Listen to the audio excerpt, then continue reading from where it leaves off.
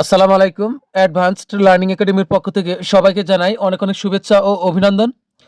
সুপ্রিয় নবম ও দশম শ্রেণীর শিক্ষার্থীরা, আজ সমাধান করব তোমাদের গণিত বইয়ের অনুশীলনী 17 অর্থাৎ পরিসংখ্যান অধ্যায়ের 342 এবং 344 পৃষ্ঠাতে যে বহু নির্বাচনী প্রশ্নগুলো দেওয়া আছে, আজ আমরা সেগুলোর সমাধান করব। 1 নং প্রশ্ন থেকে দেওয়া আছে, উপাত্ত সমূহ সারণীভুক্ত করা হলে প্রতি শ্রেণীতে যতগুলো উপাত্ত অন্তর্ভুক্ত হয় তার নির্দেশক নিচের কোনটি? এটা আমরা জানি, উপাত্ত সমূহ সারণীভুক্ত করা হলে প্রতি শ্রেণীতে যতগুলো উপাত্ত অন্তর্ভুক্ত হয় তার নির্দেশক হলো গণসংখ্যা। যেমন এটা প্রতি শ্রেণীতে যতগুলো, এই যে 25 থেকে 34, এই শ্রেণীতে উপাত্ত বা সংখ্যা আছে হলো 5টি। তাহলে এখানে এই গণসংখ্যা, এই 5 সংখ্যাটি দ্বারা এটা গণসংখ্যা বোঝানো হয়েছে। তার মানে আমাদের 1 নং সঠিক হবে হলো শ্রেণীর গণসংখ্যা। এরপর হলো 2 নং প্রশ্ন থেকে দেওয়া আছে, নিচের সারণীতে এটা হলো তাপমাত্রা 6 থেকে 8 ডিগ্রি, 8 থেকে 10 ডিগ্রি, এরপরে 10 থেকে 12 ডিগ্রি, এরপরে এটা গণসংখ্যা 5, 9 আর 4 দেওয়া আছে। তো এখানে বলছে যে 1 দেখো দেওয়া আছে শ্রেণী ব্যাপ্তি 3। এখানে আমাদের শ্রেণী ব্যাপ্তিটা কত, এটা কি 3 কিনা এটা আমাদের যাচাই করতে বলছে। এখানে শ্রেণী ব্যাপ্তিটা আমাদের এখানে দেখতে হবে যে কত থেকে কত আছে। দেখো 6 থেকে আছে 8, এরপরে 8 থেকে 10। তো আমি এটা লিখে বোঝাই, তাহলে তোমরা বুঝতে পারবে না। দেখো তাপমাত্রা দেওয়া আছে হলো 6 থেকে 8, 6 ডিগ্রি থেকে 8 ডিগ্রি, তারপরে হলো 8 ডিগ্রি থেকে হলো 10 ডিগ্রি, এরপরে হলো 10 ডিগ্রি থেকে হলো 12 ডিগ্রি। যখন আমরা দেখব যে একই সংখ্যা পরপর দুটি শ্রেণীতে আছে, অর্থাৎ যেখানে গিয়ে শেষ তারপরের লাইনে সেখান থেকে শুরু, এটা হলো অবিচ্ছিন্ন, মানে এখানে কোনো বিরতি নেই বা বিশ্রাম নেই, তাহলে এটা হলো অবিচ্ছিন্ন শ্রেণীব্যাপ্তি। অবিচ্ছিন্ন শ্রেণীব্যাপ্তি হলে আমাদের নিম্ন সীমা, এখানে নিম্ন সীমা হলো 6 আর উচ্চ সীমা হলো 8। অবিচ্ছিন্ন হলে নিম্ন সীমার পরের থেকে গণনা শুরু করতে হবে, অর্থাৎ আমরা 6 এর পর থেকে গুনবো, 6 এর পর থেকে গুনলে 7, 8। তাহলে এখানে শ্রেণী ব্যাপ্তি হচ্ছে আমাদের 2, শ্রেণী ব্যাপ্তি কিন্তু 3 হচ্ছে না, শ্রেণী ব্যাপ্তি হচ্ছে এখানে 2। তার মানে আমাদের 1 নংটা হবে ভুল হবে, তাহলে 1 নং আমাদের বেঠিক। এর আমি 1 নংটা আবার ক্লিয়ার করি। এই শ্রেণী ব্যাপ্তিটা দেখো, উদাহরণ 3-এ 46 থেকে 50 আর এরপরে 51 থেকে 55, অর্থাৎ এই দুইটি শ্রেণীতে কিন্তু একটি সংখ্যা পরপর দুইবার নাই, অর্থাৎ এটা 46 থেকে শুরু হয়েছে, 50-এ গিয়ে শেষ, পরের শ্রেণী শুরু হয়েছে 51 থেকে। তাহলে এটা কিন্তু বিচ্ছিন্ন, কারণ একটি সংখ্যা পরপর দুটি শ্রেণীতে নাই। বিচ্ছিন্ন হলে নিম্ন সীমা যত থাকবে তত সহই গণনা করতে হবে। তাহলে এখানে 46 থেকে গণনা শুরু করতে হবে, 46, 47, 48, 49, 50, এখানে শ্রেণী ব্যাপ্তি হবে 5। আর আমাদের প্রশ্ন দেখো, এখানে দেওয়া আছে 6 থেকে শুরু, 8-এ শেষ, আবার 8 থেকে শুরু, তাহলে এখানে আমরা 6-এর পর থেকে গুনবো। অবিচ্ছিন্ন হলে যত থাকবে তারপর থেকে গণনা শুরু করতে হবে, তাহলে এখানে আমাদের শ্রেণী ব্যাপ্তি হবে 2। তাহলে 1 নং ভুল। এখন আমরা এই 2 নং প্রশ্নের এখানে এই যে দ্বিতীয় প্রশ্নটি, মধ্যক শ্রেণী 8 থেকে 10, এটা সঠিক, 8 ডিগ্রি থেকে 10 ডিগ্রি, এটা সঠিক কিনা আমরা যাচাই করব, মধ্যক শ্রেণী বের করব। এই জন্য তাপমাত্রা ঘরে যা আছে তাই গণসংখ্যাটা আমরা বসাই। গণসংখ্যা আছে, এই গণসংখ্যা দেখো আছে হলো 6 ডিগ্রি থেকে 8 ডিগ্রি, এখানে আছে 5, তো এখানে হবে 5।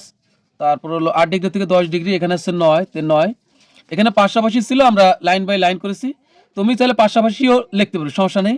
10 ডিগ্রি থেকে 12 ডিগ্রি, এখানে আছে হলো 9 বসাইলাম, আর না সরি, 10 ডিগ্রি থেকে 12 ডিগ্রি হবে 4, 10 ডিগ্রি থেকে 12 ডিগ্রি হবে 4। এখন ক্রমযোজিত গণসংখ্যাটা আমাদের লাগবে, মধ্যক বা মধ্যক শ্রেণী যাই বের করি না কেন ক্রমযোজিত গণসংখ্যা লাগবে। আর 5, এই যে এখানে 5-এর 5ই থাকবে, এবার যোগ করে আমরা এখানে নামাবো, 9-এর 5-এ 14, 14 আর 4 হবে 18। তো এখানে আমরা গণসংখ্যাটা যোগ করি, এখানে n সমান মোট n সমান হলো, এই সবগুলো যোগ করলে কিন্তু 18 হবে। তো এখানে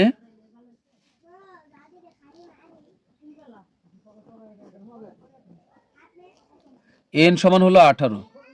তাহলে সুতরাং n/2 সমান কত হবে? আমাদের মধ্যক বের করতে হলে এনকে 2 দ্বারা ভাগ করতে হবে। তো এখানে এন এর মান হলো 18। এখন 18কে আমরা 2 দ্বারা ভাগ করব, তাহলে হবে 9। সুতরাং মধ্যক 9তম পদ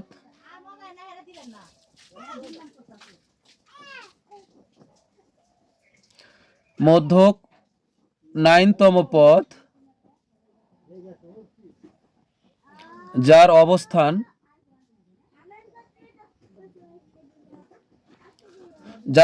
এখন আমরা 9তম পদটা কোথায় আছে এটার জন্য সর্বপ্রথমে আমরা যাব ক্রমযোজিত গণসংখ্যার ঘরে। এই 9টা ক্রমযোজিত কোন সংখ্যা? এখানে 5 আছে, 14 আছে, 18 আছে। এখানে কোনটার ভিতরে সিরিয়ালে কোনটার ভিতরে প্রথমে আছে এটা আমরা দেখব। এখানে আছে 9।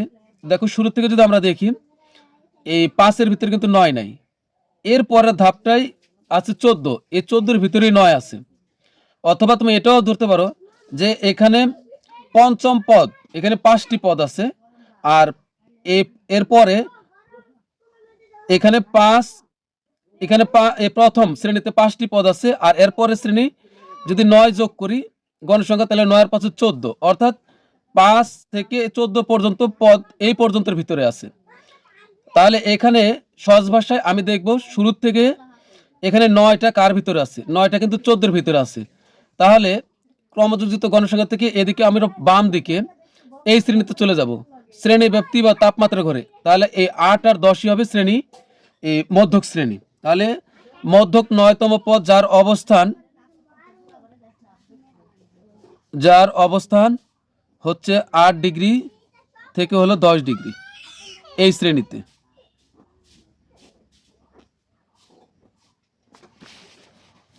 সুতরাং মধ্যক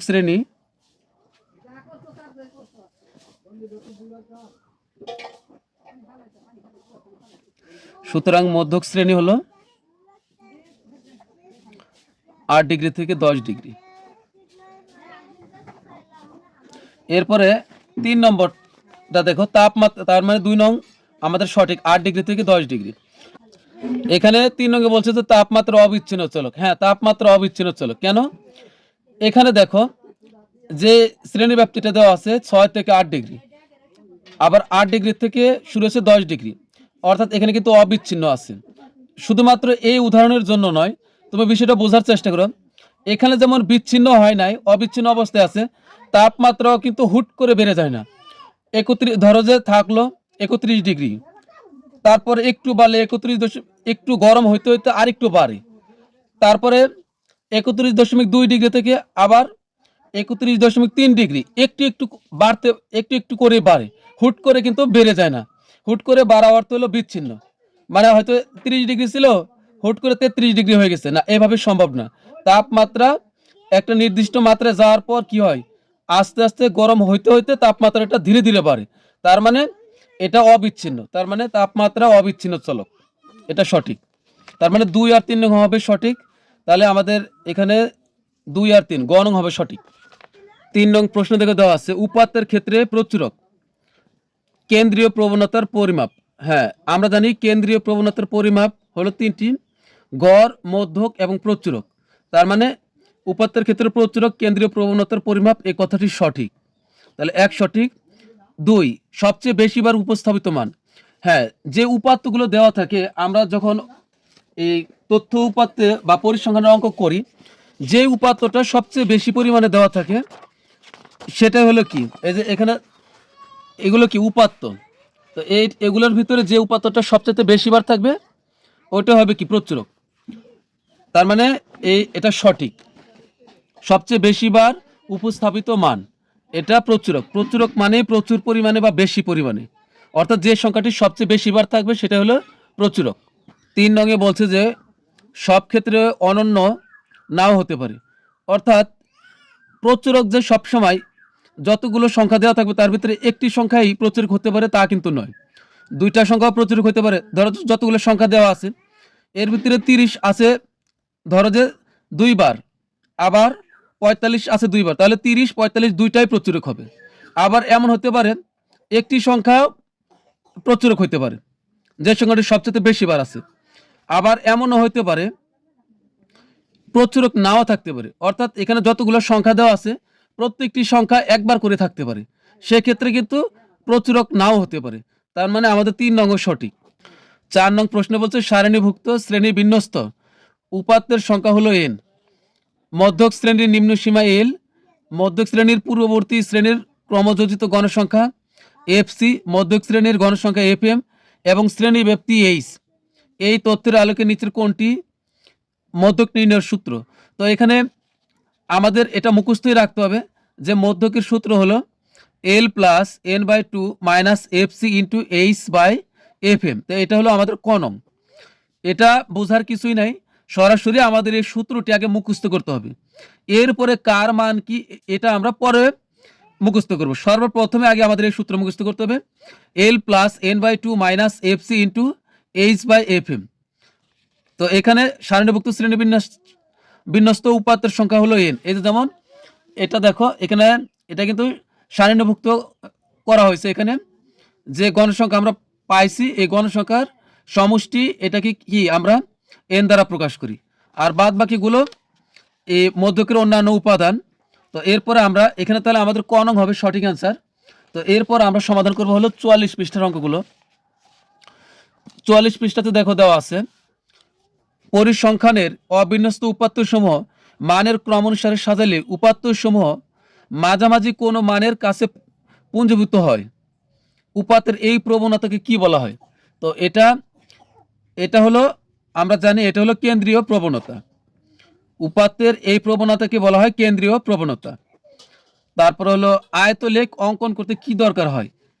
এই এক্স অক্ষ বরাবর অবিচ্ছিন্ন শ্রেণীর ব্যাপ্তি, ওয়াই অক্ষ বরাবর গণসংখ্যা, আর 3 নং বলছে শ্রেণীর মধ্যমান। এখন আমরা দেখি, এই দেখো এটা ধরো যে এক্স অক্ষ আয়তলেখ, আমরা আয়তলেখ আঁকতে হলে কি এইভাবে আমরা এক্স অক্ষ অঙ্কন করব, আর এইভাবে আমরা ওয়াই অক্ষ। তো এক্স অক্ষের এই নিচে দিয়ে আমাদের থাকবে হলো এক্স অক্ষে থাকবে অবিচ্ছিন্ন শ্রেণী সীমা বা অবিচ্ছিন্ন শ্রেণী ব্যাপ্তি, আর ওয়াই অক্ষে থাকবে হলো গণসংখ্যা। তাহলে এটা আমাদের সঠিক, এক্স অক্ষ বরাবর অবিচ্ছিন্ন শ্রেণী ব্যাপ্তি আর ওয়াই অক্ষ বরাবর গণসংখ্যা, এটা হলো সঠিক, 1 আর 2 সঠিক। আর 3 নং বলছে যে শ্রেণীর মধ্যমান লাগবে আয়তলেখ অঙ্কন করতে। না, আমাদের শ্রেণীর মধ্যমান লাগবে হলো বহুভুজ অঙ্কন করতে। বহুভুজে এক্স অক্ষে থাকবে শ্রেণী মধ্যমান আর ওয়াই অক্ষে থাকবে গণসংখ্যা, অর্থাৎ বহুভুজে লাগবে শ্রেণী মধ্যমান। এখানে তো বহুভুজের কথা বলা হয় নাই, এখানে আয়তলেখের কথা বলা হয়েছে, তাহলে 3 নং কিন্তু ভুল। তার মানে আমাদের সঠিক উত্তর হবে হলো 1 2। 1 2 আছে হলো ক নং, 1 ও 2। শীতকালে বাংলাদেশের কোনো একটি অঞ্চলে 10 দিনের তাপমাত্রা সেলসিয়াস পরিসংখ্যান হলো, এই যে এখানে 10 দিনের তাপমাত্রা দেওয়া আছে, নিচের 3 ও 4 নং প্রশ্নের উত্তর দাও এই তাপমাত্রা থেকে। উপরের সংখ্যাসূচক উপাত্তের গড় তাপমাত্রা কোনটি? তো এখানে আমরা জানি গড় কি করতে হবে, এখানে যতগুলো সংখ্যা আছে সবগুলো যোগ করতে হবে, যোগ করে এখানে কয় দিন আছে 10 দিন, অথবা কয়টা সংখ্যা আছে এখানে 10টি সংখ্যা আছে, 10 দিনের জন্য 10টি সংখ্যা। তাহলে এই সবগুলো যদি আমরা যোগ করি তাহলে আমাদের হবে 95, আর 95কে আমরা 10 দ্বারা ভাগ করলে হবে 9.5। এই যে 95 ভাগ 10 দ্বারা ভাগ করব, তাহলে এখানে হবে 9.5। তার মানে আমাদের গ নং হবে সঠিক অ্যান্সার। কি করলাম, সবগুলো যোগ করে এখানে কয়টা সংখ্যা 1 2 3 4 5 6 7 8 9 10, 10টি সংখ্যা 10 দ্বারা ভাগ করলে এখানে আসবে 9.5। উপাত্ত সময়ের মধ্যক কোনটি? তো এখানে আমাদের মধ্যক বের করতে বলছে। মধ্যক বের করতে হলে আগে উপাত্ত সময়কে মানের ঊর্ধ্বক্রমে অর্থাৎ ছোট থেকে বড় অথবা বড় থেকে ছোট ক্রমে সাজাইতে হবে, তবে আমরা ঊর্ধ্বক্রমে অর্থাৎ ছোট থেকে বড় ক্রমে সাজাবো। তো উপাত্তগুলোকে মানের ঊর্ধ্বক্রমে সাজিয়ে পাই, এখানে আমরা সাজাবো। তো সর্বপ্রথমে আছে কত, সবচেয়ে ছোট 5 ডিগ্রি, তো 5 ডিগ্রি। তারপরে হলো 5-এর পরে আছে কত 6 degree, 7 degree, 8 degree, 9 degree, 10 degree, 11 degree, 12 degree, 13 degree, 14 degree. Serially আছে 5 degree, 6 degree, 7 degree, 8 degree, 9 degree, 10 degree, 11 degree, 12 degree, এরপর হলো 13 ডিগ্রি, সর্বশেষ আছে হলো 14 ডিগ্রি। 1 2 3 4 5 6 7 8 9 10। তাহলে এখানে মধ্যক হবে আমাদের, এখানে এখানে n সমান, এখানে মোট উপাত্ত কয়টি? 10টি। তাহলে এখানে n সমান হলো 10, যা জোড় সংখ্যা। এই জন্য এটা জোড় না বেজোড় লিখতে হবে, কারণ জোড়ের জন্য একটা সূত্র হবে আর বেজোড়ের জন্য আলাদা সূত্র হবে, কারণ এখানে n এর মান 10। তাহলে এখানে যা জোড় সংখ্যা, সুতরাং মধ্যক জোড়ের জন্য যে সূত্র সেটা আমরা লিখব।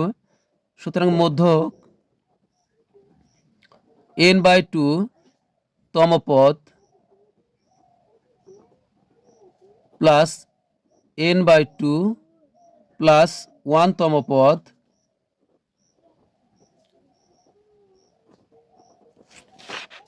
Divided by 2। এই সম্পূর্ণটার নিচে আমরা সমান চিহ্নটি একটু নিচে নিলাম, সম্পূর্ণটার নিচে আমরা আবার 2 দ্বারা ভাগ করব। তো এখন আমরা এখানে মান বসাই, এই n এর মান হলো 10, তো এখানে হবে 10/2 তম পদ, এ প্লাসের প্লাস, এখানে n এর মান 10/2 প্লাস 1 তম পদ বাই 2, তো সমান, আমরা 2 দ্বারা 10কে কাটলে কত হবে? এখানে 5, তার মানে হলো 5 তম পদ, এই প্লাসের প্লাস, এখানে যত বের হবে এখানে তার চেয়ে 1 বেশি হবে। এখানে 10কে 2 দ্বারা ভাগ করলে 5 হবে, তাহলে 5 আর 1 যোগ করলে 6 তম পদ বাই 2। তো এখন আমরা মান বসাই এখানে, আচ্ছা এখানে করি। তো এখানে 5 তম পদ কত আর 6 তম পদ কত? তো আমরা শুরু থেকে গণি সিরিয়ালে, 1 2 3 4 5, 5 তম পদ হলো 9 ডিগ্রি আর 6 তম পদ হলো 10 ডিগ্রি। তো 9 আর 10, এখন আমরা এখানে মান বসে, 5 তম পদ কত? 9 ডিগ্রি, এই প্লাসের প্লাস, 6 তম পদ হলো 10 ডিগ্রি, তো এখানে হবে 10 ডিগ্রি বাই 2। তো 9 আর 10 যোগ করলে হবে 19 ডিগ্রি, আর নিচে হবে 2। 2 দ্বারা 19কে ভাগ করলে কত হবে? 9 দুগুণ 18, 9.5 ডিগ্রি। তাহলে এই 9.5 ডিগ্রি, ডিগ্রিটা এখানে দিতে হবে শেষে, এখানে হবে না, 9.5 ডিগ্রি। তো এখানে একটা কাজ আমরা ভুল করি যে 5 তম পদ আর 6 তম পদ, অর্থাৎ যখনই আমরা তম পদের মান বসিয়ে দিব এরপরে কিন্তু এখানে আর তম কথাটি লেখা যাবে না, এ পর্যন্তই তম কথা লাগবে, কিন্তু যখন আমরা এই মান বসিয়ে দিব তখন আর তম কথাটি লেখা যাবে না।